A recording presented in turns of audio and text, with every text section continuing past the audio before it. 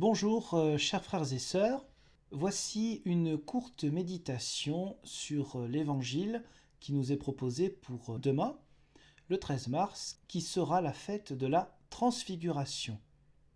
En ce temps de carême 2022, chaque semaine, une méditation œcuménique vous est proposée, soit par le Père Christian Goudard, de la paroisse catholique Saint-Agrève-en-Vivarais, soit de mon côté, je suis le pasteur Pierre Reversat pour l'Église protestante unie de Saint-Agrève et de ses environs. Je vous invite donc à lire chez vous avant le passage de l'Évangile selon Luc, chapitre 9, versets 28 à 36. Chers frères et sœurs, après avoir prévenu que certains ne mourraient pas avant de voir le règne de Dieu, voici le moment de la transfiguration, un avant-goût de la résurrection notamment. Certains, Pierre, Jacques et Jean, sont choisis pour accompagner Jésus sur une montagne. Seraient-ils meilleurs que les autres? Auraient-ils besoin, au contraire, d'une attention plus soutenue de la part du Maître afin de comprendre son enseignement? Nul ne le sait. Mais il leur appartiendra de méditer sur l'événement et d'en témoigner après la résurrection de Jésus et l'envoi par l'Esprit Saint lors de la Pentecôte. Pour nous aussi, combien de fois nous posons-nous la question du pourquoi de l'envoi d'un tel ou d'une telle, alors que le mystère du choix n'appartient qu'à Dieu.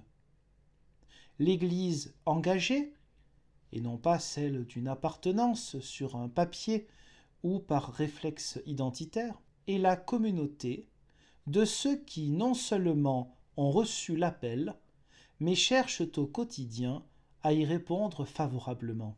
La lumière, lors de la transfiguration, se fait aussi sur le départ de Jésus pour Jérusalem.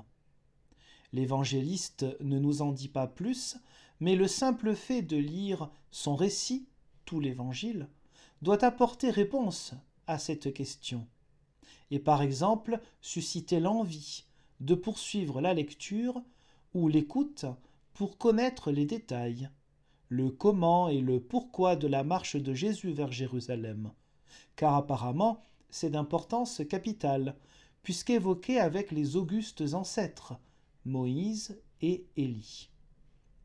Mais comment un départ peut-il s'accomplir, trouver sa plénitude? L'accomplissement en vue, la croix et la résurrection, ne peut en rien faire l'unanimité chez les apôtres, que ce soit les trois visionnaires ou les autres. Comme les apôtres, nous avons parfois du mal à centrer notre foi sur son cœur historique, la résurrection. N'est-il pas plus facile de parler de valeurs, de principes, de spiritualité? Si la pédagogie doit faciliter notre message afin qu'il soit intelligible, rien ne doit masquer la folie de la foi chrétienne, c'est-à-dire la croix et la résurrection. Une vision extatique fait tomber de sommeil les disciples choisis. Mais voici qu'à leur réveil, la scène se précise. C'est désormais la gloire de Jésus qui détonne, et non plus celle de Moïse et d'Élie. Et ce temps unique, ne serait-il pas possible de l'enfermer, de le faire durer, d'y demeurer? En installant 3 tentes, comme le propose Pierre, nous voici au cœur d'une foi mystique, mais où le monde et ses souffrances ne nous touchent plus, où le temps n'existe plus, et où la mission peut attendre. Par la nuée, la présence divine, référence au livre de l'Exode, rappelle aux apôtres la réalité et le cœur de leur identité de disciples, l'écoute de la parole de Dieu. Or, Jésus est parole de Dieu, et pas simplement porteur de cette parole, prophète. Écouter le Fils choisi signifie tout autant trouver refuge dans les peurs, ici la peur de Dieu, car la présence de Dieu engendre le danger de mort dans l'Ancien Testament, que de vivre le chemin de la vie éternelle. En Jésus-Christ le vivant, le disciple vit en plénitude, quelles que soient les circonstances. Comme pour le baptême de Jésus, la voix du ciel indique clairement celui qu'il faut suivre et écouter.